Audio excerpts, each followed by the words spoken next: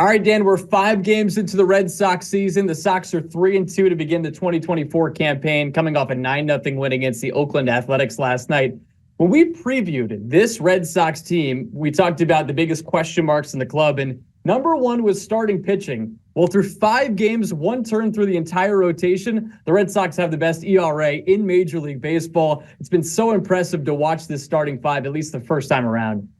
Yeah, it's been a delight, to be honest with you, Joe. And, you look at it and you say they could be 4-1, they could be 5-0. The way the pitching has gone, they just needed some breaks and things to go right offensively that didn't go right in Seattle. But to take it, yes, 3-2, 28 innings pitched, 17 hits, only 4 earned runs, 1 walk in those 28 innings, along with 37 strikeouts. So it has been the far and away biggest surprise maybe in all of baseball. It's only 5 games. There's still, 157 to go. But to see it, and what struck me is to hear Andrew Bailey say he wants to lead the major leagues in first pitch strikes. And you can see it when you watch guys pitch, how aggressive they are, how they're going after hitters, not giving them fastballs. We've seen a reduction of that. You can talk to that.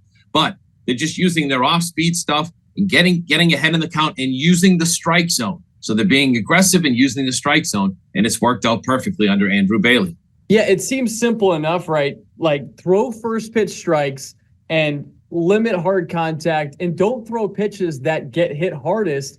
And what Andrew Bailey's done with this staff is implement that strategy, try to own the strike tree, the count tree, so that it works in the pitcher's favor. And that's why the Red Sox have been so good from a starting rotation point so far through these first 5 starts, is because, as you mentioned, they're throwing so many strikes. About 66% of their pitches have been strikes, and they've been going away from the 4-seam fastball so far. You look at the way that the starts have progressed for these guys and the way that they've utilized their pitches. The 4-seam fastball usage has been down for everybody. For Garrett Whitlock, he throws more of a sinker, but that's down from a season ago. And when they end up throwing the 4-seam fastball, at least the starters that have, because Brayan Bello and Tanner Houck both didn't throw it in their starts, it jumps up at the hitters. And yes, the Mariners and A's are not the 1927 Yankees. They're not the 2004 Boston Red Sox. There's no Manny Ortiz in there. At the same time, they're using their pitches perfectly, and it's real testament to Andrew Bailey that these guys that we all had question marks coming into, or had them kind of seen as question marks coming into the season, they all looked great this first time around. Now, can it continue? We'll have to wait and see, and we'll see how they utilize their pitches. If this type of formula is going to be a recipe for success and also health the rest of the season, but so far so good. Well, I think it directly correlates with one guy coming into the organization, right? And that was Andrew Bailey, highly touted as a good pitching coach. And what he did with the Giants staff, you look at the numbers that they put up, and now the Red Sox have started putting up those type of similar numbers. That's what you want to see, right? So I think Alex Cora leading the way, having everybody buy into the program, having Andrew Bailey, an extension of that, buying into the program, and bringing in Craig Breslow, who's got that pitching background, which is what the Red Sox ownership wanted. I think we're seeing instant results. And again, it's a small sample size, but the fact that they're approaching it differently makes you think that they can continue success in this. Watching Brayan Bello, I think Kevin Youkilis said it on the broadcast when the home run, he gave up the home run in his first start. Youk said it was a fastball. I thought it was a fastball too, but it was a sinker that just didn't sink. But then you look back and say, he didn't throw a fastball the whole time. And you were like, wow, that's something completely different that you don't see. And I think initially through this first wave of hitters, it's going to surprise them. You know what I mean? Like, it's a fastball hitting league. That's all we've seen. Guys hunting fastballs, swinging up, looking to put the ball out of the yard. And I think that's maybe something that is part of the equation as well. Yeah, and the numbers through these first 5 starts: first in ERA, first in walks per 9 innings, second in strikeouts per 9, second in WHIP, third in opposing batting average, 5th in innings pitched. But we'll see how all the trends progress. But so far, so good. And Andrew Bailey and Craig Breslow, 2 guys that came in as pitching gurus, sort of seen as that, and you hope that they could implement their program to success. As you said, small sample size, only 5 games. It's the Mariners, it's the A's. There's still so much season left, but so far so good. So we'll see how it ends up shaking out. As for other surprises on this Red Sox team through 5 games, obviously the starting pitching, that's going to be number one. But who else has stood out to you from a surprise standpoint through the first 5 games, Dan?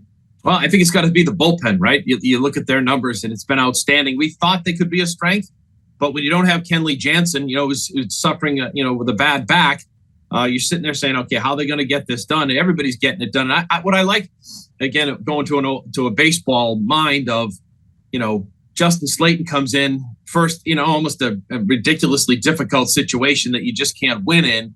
He ends up, they lose the game.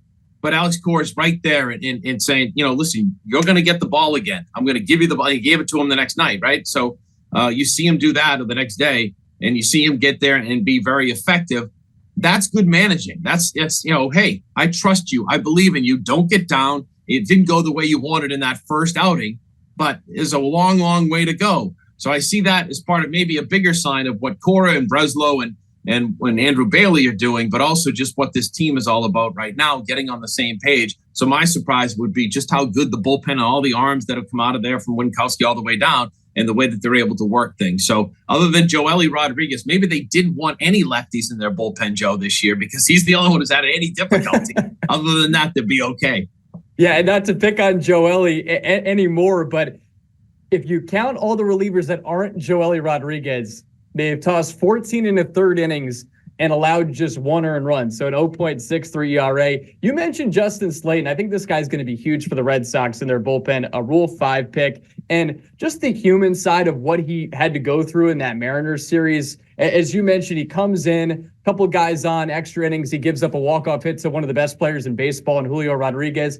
After the game, the players in the clubhouse, they didn't say, sorry you had to deal with that. They told him, hey, you're a big league pitcher, because that was his major league debut. And they made sure to focus on that rather than the ultimate end result. And then he goes out there the next day and throws 2 1/3 innings and gets the save. I'm in agreement with you. The bullpen's been great. I also think Tyler O'Neill, we hoped he could capture that 2021 form. And as we keep saying, small sample size, so far so good. He hits another opening day home run, sets a major league record in that regard, 5th consecutive opening day with a home run. And Dan, I love the quote after that game too. He said, and counting. He's got the record and counting, so maybe he can do it for another season. Let's move on. Let's go to the rest of the road trip here, Dan. So they have 2 more games against the A's. They'll have an off day, and then they'll play 3 against the Angels before ultimately coming back home. So it's a 10-game road trip. As we mentioned, 3-2. What in your mind is an acceptable road trip here for the Red Sox? Well, I think if they come home 6-4, somewhere around there, they're fine. I think you look at the Oakland A's and they just look like, a bad baseball team right now that shouldn't even be playing Major League Baseball. It was that bad with the 4 errors last night. So I just look at them. 5. Was it 5? I just look at them and I'm like, woof. So you hope that they at least take one of those 2, and then if they take 2 out of 3.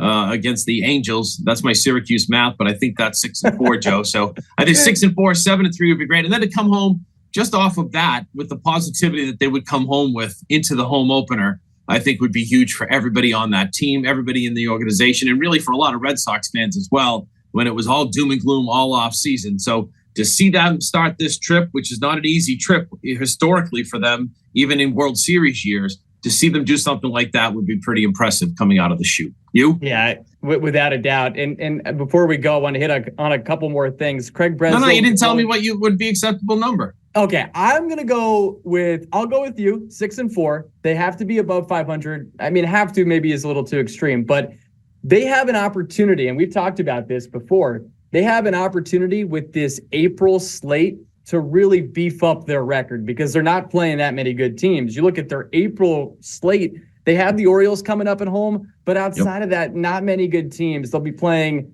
the Angels a decent amount. They got the Pittsburgh Pirates. They'll have the Cubs, who might be okay this year. But I think that this is the time for them to beef up that record. And if they don't do it now, I'm not sure they're going to do it, after that regard. So there's me going. Easy, big fella. You're getting way, way ahead of yourself. They played 5 games. Let's take the rest of this road trip and then just take 1 game at a time after that, okay? Can you just enjoy that, okay? Don't start looking ahead. If they do this, if they can make the playoffs, and easy. Okay? We'll take it slow. Slow it down a little bit. I'm usually the one that they're telling to take it easy, so I'm just kind of being like a little mentor to you here, Joe. So you're the and listen, have fun with it. You're the forever optimist too. So right, even if they're down now, that's right. That they can pick it up after the fact. Couple quick things to hit on. Craig Breslow with a very glowing quote about Alex Cora. And we know Alex Cora's contract situation, right? He's on his final year of his contract. But you pointed this out before we hopped on, the quote that he had about Alex Cora and the job that he's already done this year. Yeah, I think it's, Breslow basically saying, in a nutshell to Ian Brown, that he just loves the way that he brought everybody together through spring training and into this season, and he's not afraid to make moves. He's not afraid to tell the big guys, this is what I'm doing. He's not afraid to tell the other guys, this is how I'm going to get you in. And I think we all know that, right? But Craig Breslow has been working for the Cubs. And yes, he knows baseball and he's been around baseball, but to be walking hand in hand, side by side with Alex Cora on the road. And I thought it was pretty impressive that they gave Breslow a beer shower after that first victory, which to me kind of says the players understand that he played. And I think that's kind of maybe a big thing for the players nowadays, right? We're seeing, hey, this guy knows what he's doing because he was right here in this dugout, in this clubhouse, winning a World Series along with other players. So I think that's big. And I just think the communication between Breslow and Cora and the players, Breslow seeing that, and now Breslow is part of his evaluation. And again, there's a long way to go. Things unravel. We see it. We've seen it the last couple of years. But I think for everyone involved here, at least Alex Cora, two things. One is maybe he gets offered a long-term deal to stay here in Boston. But if not, then maybe his price just keeps going up and up when he becomes a free agent at the end of the year. Yeah, we'll see how it all shakes out. I'd be remiss if we didn't end this with Larry Lucchino, who passed away at the age of 78. Of course, former Red Sox president, here during a seminal time in this team's history, the president for 3 World Series champions. You've covered this team for a long time, Dan. What does this guy mean to the Red Sox? I think he's meant a lot of great things, and I think maybe he's underrated as far as just how valuable he was to this Boston Red Sox organization. He arrived in 2002. I was just talking with Dr. Charles Steinberg, who worked under Larry in Baltimore and San Diego and in Boston and now with the Woo Sox. And we were saying I met that group in 2002 out in Arizona when I went to the owners' meetings, and that they were talking about getting the approval then, and they finally got it in spring training. But Larry took a lot of heat off of John Henry. He was always that guy that would step up. We talk about how ownership doesn't talk or hasn't talked much. If you're a Red Sox fan, you want to hear from them. Larry was that guy. He was the fall guy, much like Sam Kennedy.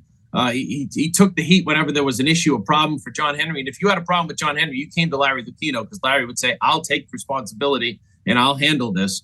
But also he was a good baseball man. He was the guy behind, Josh Beckett and Mike Lowell coming to Boston when there was kind of, Theo Epstein's job was in disarray. So he helped win World Series. He helped the Red Sox win World Series. He did a 10-year renovation of Fenway Park. That was huge as well when they bought the team. And he did it along with Janet Marie Smith. Those two should maybe go into Cooperstown together because together they built some of the most beautiful ballparks in all of baseball, starting with Camden Yards. Then they went out to Petco Park in San Diego and built that. They renovated Fenway Park. And then Larry's, piece de resistance was the fact that he built a minor league ballpark here in New England. Wanted to do it in Pawtucket on the water. Couldn't get that done, but then he got the Woo Sox done in Polar Park, and everybody raves about it. So those two put that together. Janet Marie designed it and put it out there, and Larry executed it. So I think for those many, many reasons, I think the guy belongs in Cooperstown. He's in the Padres Hall of Fame, the Orioles Hall of Fame, the Red Sox Hall of Fame, and maybe one day now, unfortunately, posthumously, he'll go into Cooperstown. But he was a good man. People tell me he was hard to work for. But once you understood Larry, he was great to work for. So RIP and my condolences to all of his friends and his family. Yeah, the results were there in the end, being a part of the Red Sox as their team president in 2004, 2007, and 2013. And you mentioned Polar Park being a part of that move to Worcester and help building that beautiful ballpark. But again, Larry Lucchino passing away today at the age of 78. Dan is going to be at Polar Park this week. We'll both actually have a chance to go out to Worcester to Polar Park and hang out with Smiley Ball for a little bit before the Red Sox come back home for the home opener on Tuesday, April 9th. Dan, as always, appreciate the time. Have fun out there with Smiley Ball. I'll try, Joe. It's baseball.